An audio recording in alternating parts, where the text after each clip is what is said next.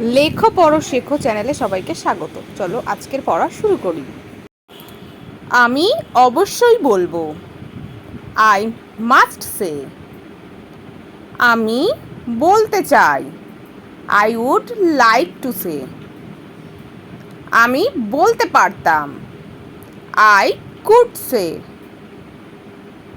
আমি বলতে থাকবো। I will be saying. আমার বলতে ইচ্ছা করছে। I feel like saying. আমার বলা উচিত।